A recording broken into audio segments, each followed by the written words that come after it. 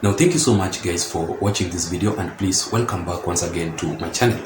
Please subscribe just in case you are here for the first time, and also don't forget to press the notification bell so that YouTube can automatically update you immediately I post a video here. Otherwise, I really want to appreciate my subscribers so much, because without that support, this channel cannot be where it is currently. So feel very much welcome as you watch, and I don't really take your support for granted. You know, it is currently raining heavily outside, but I just want to try in as much as possible in this video to be audible enough so that you can hear me very clearly. So yesterday, the Azimio La Umoja Alliance principals or leaders, led by Martha Karua, Honorable Stephen Kalonzo Musyoka, Eugene Wamalwa, and also the Nairobi County Senator, Honorable Edwin Sifuna, attended a certain A.I.P.C.A church based in Ruiru, Kiambu County, and immediately they entered this church. They found the bishop in the middle of the service. So this bishop was shocked and he was surprised, had to halt the whole service, and he had to call these Azimio La Umoja Alliance leaders for a closed door meeting in a room in the same church. So first of all, these Azimio La Umoja Alliance leaders did not notify the church that they were actually coming. So definitely when the people saw them entering the church, including the bishop and the church leaders, they were surprised, you know, and there's no way that the bishop would have interfered with the all church program and the service program so that he can give the priority to these Azimio La Umoja Alliance leaders. And that simply explains as to why they were not given a chance to speak, to address the congregation, because it would have brought the confusion. It would have brought the interference of the church program.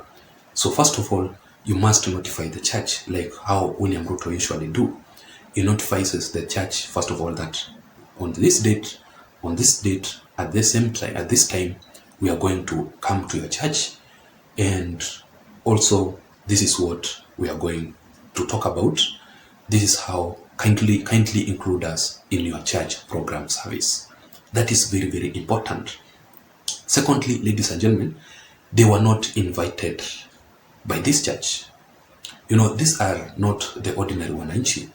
These are politicians, bigwig politicians, and therefore inviting themselves to a church can simply disrupt the church service, because they are actually the leaders of this country, and it is not bad, it is not a bad thing to give them the respect that they deserve. As church leaders, as people, the ordinary wananchi, as the way we are as Kenyans, we must give the respect to the leaders. That is why they are called honorables. That is why they are called excellencies, you know, because they deserve that respect. So they are actually the leaders, but simply because they were not invited to this church, that simply means that they were not going to be given a chance to speak. And that is why they were not given. And in my considered opinion, the bishop was totally right. What William Ruto does is being invited to a certain church, and then he will accept the invitation and he will have to attend. And thirdly, ladies and gentlemen, the Azimio La Umoja Alliance leaders wanted to give an update on how they are going to conduct the mass actions that is well planned, well set to be carried out on Monday, just before Raila Odinga had to call off.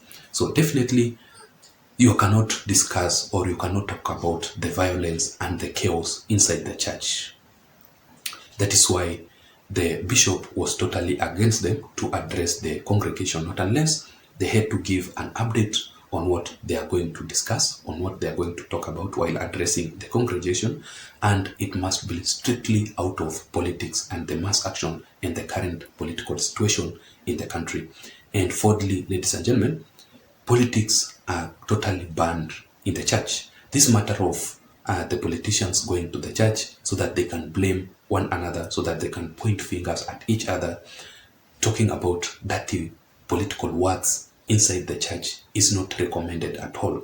So the bishop here, I can totally agree with him. I can totally support him completely, not unless they have to give an agenda on what they're going to talk about strictly out of politics, because politics in the church is strongly prohibited. It is not recommended at all. For the respect of the church, for the respect of the church leaders, for the respect of God, for the respect of the congregants, you don't have to talk about the politics inside the church.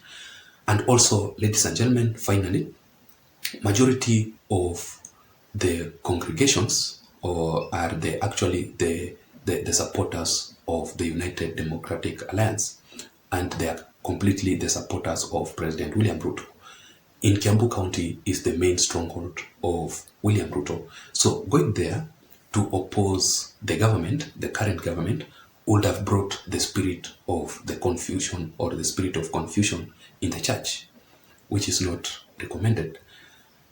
These leaders or this Azimio la Umoja Alliance group is currently opposing the current government, but the people who they are addressing in the church, including even the bishop and some of the church leaders, it's not a bad thing to support one political side. It is actually your democratic right as a Kenyan.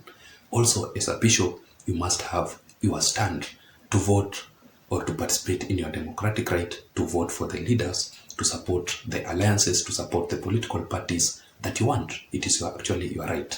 So definitely the reason as to why this bishop denied the Azimio la Umoja Alliance leaders a chance to speak, it is because maybe the congregations are the strong supporters of William Ruto and the UDA, but they are coming here to oppose the current government, which would have brought not a nice picture during that event, the church service. So that was it, ladies and gentlemen. That was my analysis for today. What do you think about this bishop denying the Azimio la Umoja Alliance leaders for a chance to speak? That was my opinion. That was according to me. Let me hear your opinion on the comment section below. Otherwise, I don't have much. Thank you so much for watching. Please don't forget to subscribe to my YouTube channel. But until next time, my name is Json. Bye-bye.